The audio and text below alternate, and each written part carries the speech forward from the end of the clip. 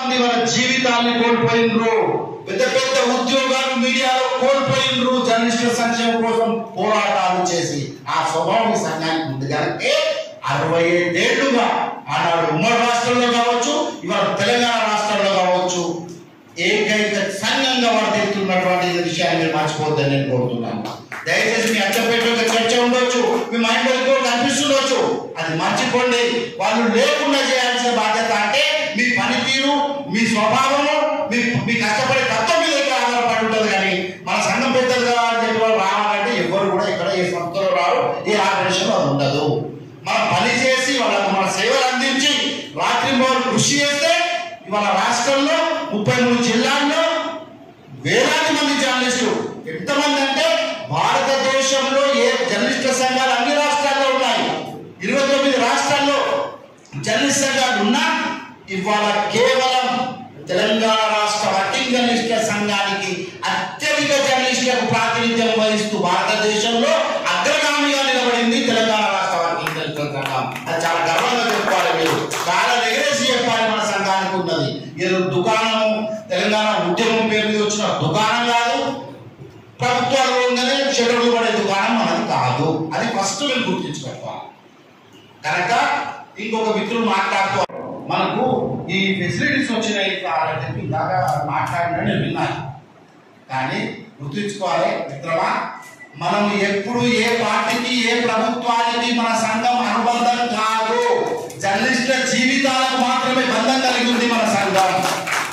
మంచి పని చేసే ప్రభుత్వాలను ఆదరిస్తాం, వాళ్ళతో ఆలింగనం చేసుకుంటాం. జర్నలిస్టుల కడుపుకొట్టి జర్నలిస్టుల జీవితాలను విస్మరించే ప్రభుత్వాలతో ఏ యుద్ధాన్ని నిలబెట్టాలని చర్చ మన సంఘానికి ఉంది. అదే కంటిన్యూ అవుతుందని చెప్పి కూడా నేను దృష్టి చేస్తున్నాను. ప్రభుత్వాలు వస్తాయి, మన సంఘం పెద్దది కనుక మనం దగ్గర తీసుకునే ప్రయత్నాలు చేస్తాం. కానీ మన దగ్గర తీసుకుంటున్నారు కదా అని నెత్తి మీద ఎక్కి మనం అతను ఎవరో ఏ వృత్తితో సంబంధం లేకుండా ఏదో నామినల్గా పనిచేసినటువంటి గ్రామీణ విలేకరికి ఒక చట్టబద్ధత కల్పించిన అక్రిడేషన్ అనే ఆయుధంతో అక్రిడేషన్ కలిగి ఉండి దాదాపుగా 8-9 ఏళ్ళు అక్రిడేషన్ కలిగి ఉండి ఆ రోజుల్లో రాష్ట్రంలో కొంతమంది జర్నలిస్టులను ఎట్లుంటుంది సింగర్లది రేపటి ఉదయం వార్తలు ఆపేయంటారు సింపుల్గా. ఒక జీవో లేదా, నీకు అపాయింట్మెంట్ లెటర్ లేదా, ఏమీ లేదా, పుణ్యానికి పెట్టించాలి కదా.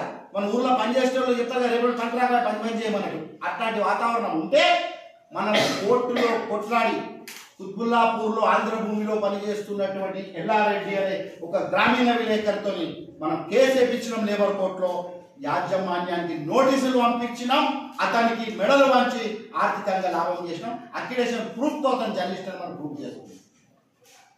దేవయ్య అని మెదక్లో అతను ఆంధ్రభూమి రిపోర్టరే, అతనికి కూడా ఒకటే రోజు ఫోన్ చేసేసి ఆపేయి అని చెప్పంటే అప్పటికి అతను 15-16 ఏళ్ళుగా పని. భౌతిక భద్రత కాదు, ఆరోగ్యపరమైనటువంటి భద్రత కూడా అవసరమని మన సంఘం ఎప్పుడూ కొట్లాడుతూనే ఉంటుంది. దానికోసం ఎప్పుడు పోరాటం చేస్తూనే ఉంటుంది. ఆరోగ్యపరమైన భద్రత కావాలని 2008-7లో రాజశేఖర రెడ్డి గారు ముఖ్యమంత్రిగా ఉన్నప్పుడు, కాంగ్రెస్ ప్రభుత్వం ఉన్నప్పుడు మన ప్రభుత్వం హెల్త్ కార్డుని మొట్టమొదటిసారిగా మన యూనియన్ కృషితో ఆ కాంగ్రెస్ ప్రభుత్వం మొట్టమొదటిసారి పరిచయం చేసి హెల్త్ కార్డు. అప్పుడు మనం 800 రూపాయలు కట్టేటోళ్ళం ప్రభుత్వానికి. కడితే 2 లక్షల రూపాయలు మనం. సోదరులందరూ కూడా నమస్కారం తెలియజేస్తున్నా.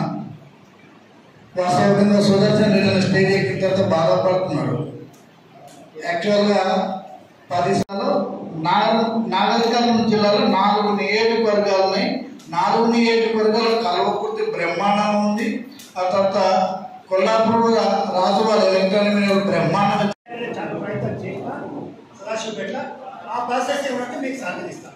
కాకపోతే మీరు ఒకటి క్యాబినెట్ వాళ్ళు చేసుకుంటేనే మీకు ఎవరు ఇంట్రెస్ట్ వస్తుంది తప్ప అంతవరకు రాదని చెప్పి ఎమ్మెల్సీ గారు ఏమన్నారు, గత ఎమ్మెల్యే ఏదో కొనుక్కోపోయి పాతుకోపోయి అంత మాత్రం కాదా, మీరంతా తెలుసుకుంటూ ఎట్లా పడ్డారు మీరు వాళ్ళు పాటేసిండ్రు ఓటు పెట్టేసి అయిపోయినా పచ్చనా. అంటే గత నెల 26న చనిపోయాడు. అతనికి 4 ఇద్దరు ఆడపిల్లలు, 2 పిల్లలు.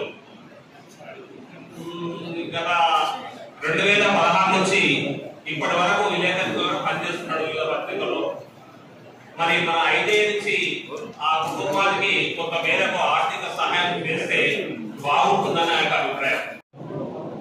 తర్వాత నా విరాజన్న గారు రావడం, ఈ సందర్భంగా ఈ యొక్క ఆత్మీయ సమ్మేళనాన్ని ఏర్పాటు చేసుకోవడం ఎంత కూడా శుభసూచకం. అంతేకాకుండా ప్రధానంగా